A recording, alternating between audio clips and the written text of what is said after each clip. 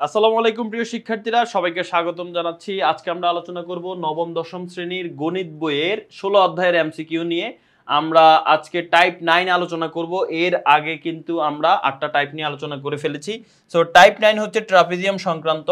So trapezium সংক্রান্ত এখানে আমরা প্রথম যে এমসিকিউটা দেখব, এখানে বলা হচ্ছে ট্রাপিজিয়ামের ট্রাপিজিয়াম দেখতে নরমালি এরকম। এখানে দেখো দুইটা বাহু সমান্তরাল থাকবে, এই যে সিডি বাহু আর এবি বাহু। এটা কিন্তু সমান্তরাল, সমান না বাট সমান্তরাল, কারণ এদের মধ্যবর্তী দূরত্ব সেম। আর এদের একটা উচ্চতা থাকবে, এই যে দেখো ডিই বা সিএফ, এগুলোকে বলা হয় উচ্চতা। তাহলে সমান্তরাল বাহু আর উচ্চতা এই সম্পর্কে আমাদের ধারণা থাকতে হবে এই ম্যাথগুলো করতে হলে।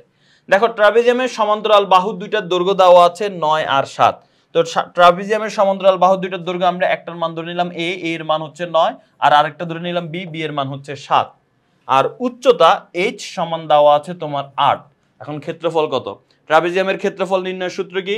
ট্রাপিজিয়ামের যে ক্ষেত্রফল, সেই ক্ষেত্রফলটা নির্ণয়ের সূত্র হচ্ছে হাফ ইন্টু সমান্তরাল বাহু দুইটার যোগফল। অর্থাৎ সমান্তরাল বাহু দুইটা কে ছিল?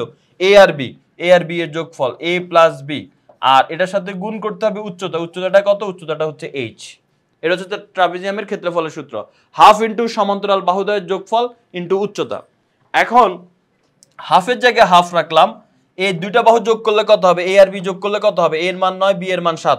9 আর 7 যোগ করলে কত হবে? 16। আর উচ্চতা মান কত? 8। এবার আমরা এখানে ক্যালকুলেট করে ফেলি। এই 2 16 কাছে কয় বার যাবে? 8 বার যাবে। এবার 8 আর 8 গুণ করলে কত হবে? 64। তার মানে ক্ষেত্রফল হচ্ছে আমাদের 64। সোজা হিসাব। অ্যান্সার কি? অ্যান্সার হচ্ছে 64 এত বর্গ সেন্টিমিটার। আচ্ছা, এবার পরবর্তী প্রশ্ন।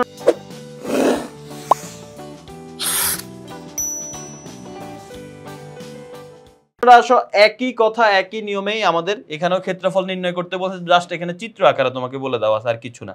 দেখো ক্ষেত্রফলের সূত্র আমরা জানি হাফ ইন্টু সমান্তরাল বাহু দুইটার যোগফল। তো একটা সমান্তরাল বাহু হচ্ছে 10 আর একটা সমান্তরাল বাহু হচ্ছে 6। 10 আর 6 যোগ করলে কত হয়? 10 আর 6 যোগ করলে হয় 16। তার মানে এইটার মান হবে কত? 16 ইন্টু উচ্চতা এইচ। এইচ এর মান কত? 5। এবার কাটাকাটি করো, 2 16 কাছে কয়বার যাবে? 8 বার যাবে। 5 আর 8 গুণ করলে কত হয়? 40। তার মানে ক্ষেত্রফল কত? ক্ষেত্রফল হচ্ছে 40। তাহলে অ্যান্সার কি হবে? এটার অ্যান্সার হচ্ছে আমাদের খ নাম্বার। এবার আসো সর্বশেষ প্রশ্ন এই টাইপের, সেটা হচ্ছে একটা এটা একটু ডিফারেন্ট। দেখো বলা হচ্ছে একটি ট্রাপিজিয়ামের সমান্তরাল বাহু দুইটার দৈর্ঘ্য দেওয়া আছে, ক্ষেত্রফল দেওয়া আছে। এবার তোমাকে উচ্চতা নির্ণয় করতে হবে। দেখো আমাদের ক্ষেত্রফলের সূত্র হচ্ছে এইটা। এখন ক্ষেত্রফলে তোমাকে বলে দিয়েছে কত? 768। তুমি এখানে লেখো 768 ইকুয়াল টু হাফ ইন্টু সমান্তরাল বাহু দুইটা এ আর বি এর মান বলা আছে 32 আর 64।